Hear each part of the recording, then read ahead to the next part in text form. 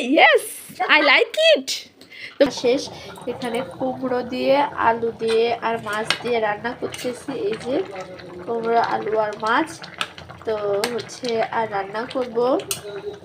আর রান্না করেছি এই যে চিচিঙ্গা বলি, অনেকে আবার ঠিকই নাম দিয়ে ডাকে, এদিকে আমি জানি না, আমাদের এদিকে চিচিঙ্গা বলে। ওইটা আলু দিয়ে আর পেঁয়াজ বেশি করে দিয়ে ভাজি করেছি। আর একটু এই যে সবিন ফলের আলু দিয়ে নারকেল দিয়ে রান্না একটু তরকারি ছিল, সেটা একটু গরম করে দিব। আবার একটা রুটিও বানিয়েছি, এই রুটিটা আপনাদের দাদাকে দিব। আর এই যে ভাত হয়ে গিয়েছে। রান্নাবান্না আমার কমপ্লিট, 9টার মধ্যে রান্নাবান্না শেষ হয়ে গেছে, এখন খেতে দেবো। তো জলের ভিতরে এটা একটু ঠান্ডা করতে দিয়েছি, যেহেতু তার অফিস টাইম লেট হয়ে যাচ্ছে, এই জন্য এগুলো তাড়াতাড়ি যাতে জোড়া যায়, এই জন্য মাছের তরকারিটা জলের মধ্যে দিয়েছিলাম। তারপরেও ঠান্ডা হচ্ছে না, দেখছেন কি পরিমাণে ধোয়া উঠছে। ও ওয়েট করতেছে গরম ভাত গরম তরকারি, তাই যে একটু আস্তে ধীরে খাবে, ঠান্ডা হোক।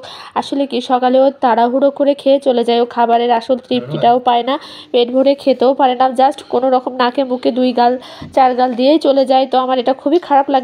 শুধুমাত্র শুক্রবার, তারপরেও ওর অফিসের অনেক কাজ থাকে, বাইরে যায়, কোনো দিন বাইরে কাজে যায়, তারপরে হচ্ছে কোনো দিন সময় পায় না, অনেক কাজকর্ম থাকে, মানে ওর হচ্ছে সারা সপ্তাহে তৃপ্তি করে খাওয়া হয় না। যদি রাত্রে আমরা দেখবেন আমাদের ভিডিও যারা দেখে থাকেন, রাত্রে আমরা বেশিরভাগ খিচুড়ির আইটেমটা করি।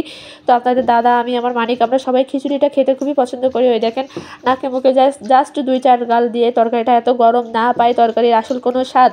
আসলে তরকারিটা কেমন হয়েছে সে নিজেও বলতে পারবে না, গরম গরম খেয়ে চলে যাবে। তো ফাইনালি সে খাচ্ছে। আর ওই দিনকে মিষ্টি কুমড়ো দিয়ে আলু দিয়ে মাছ দিয়ে রান্না করেছিলাম, কি বলবো বন্ধুরা, মিষ্টি কুমড়োটা এত মজা ছিল, অনেক ভালো লেগেছে। আমরা তো পরে যখন খেয়েছি অনেক তৃপ্তি করে খেয়েছি আর কি। তো খেয়ে অফিসে চলে যাওয়ার পরে আমার মানিক খাবে, আমি যদি খাবো, না খাই স্কুল থেকে এসে খাবো।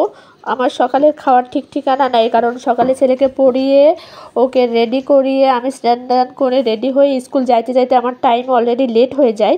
তো এই জন্য আমি সকালে অধিকাংশ সময় আমি খেতে পারি না, কোনো একদিন এক ঢোক জল খাওয়ারও সময় পাই না, ওইভাবে বেরোয় চলে যাই।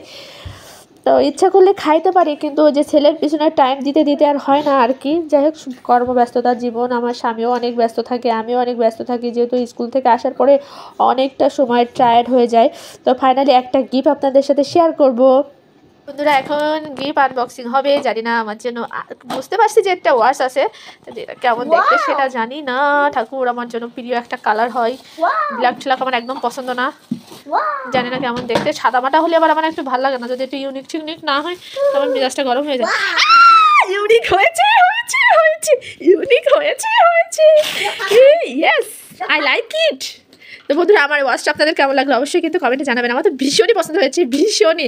আমি ভাবছিলাম মনে হয় সাদা মাটা ওই 1-150 টাকা, তো ঝুলানো থাকে, প্রাইসটা এখানে দেওয়াই আছে বন্ধুরা, সেটাও শো করলাম।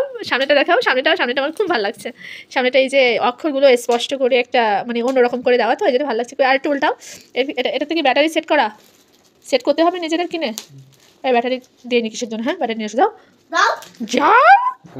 তো বন্ধুরা, আমার ঘড়িটা কেমন হয়েছে অবশ্যই কিন্তু কমেন্টে জানাবেন, আমার তো ভীষণই পছন্দ হয়েছে। এবার ঘড়িটা সেট করার পালা। আমরা বাজার থেকে ব্যাটারি কিনে নিয়ে আসছি, এখন ব্যাটারিটা সেট করে ঘড়িটার পেপারটা আমরা সম্পূর্ণ খুলবো না, জাস্ট একটু ছুরি দিয়ে কেটে নিয়ে এখানে এই ব্যাটারিটা সেট করে এখন লাগিয়ে দেবো আমরা।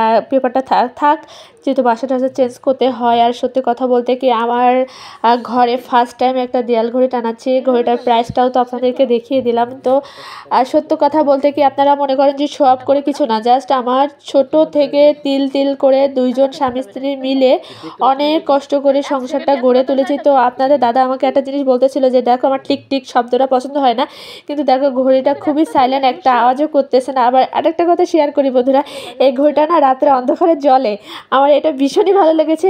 একদম প্রত্যেকটা কাটা আমরা লাইট অফ করে দেখতে পাচ্ছি যে সম্পূর্ণটা কয়টা বাজে না বাজে, এইটা আমার কাছে বেশ ভালো লেগেছে।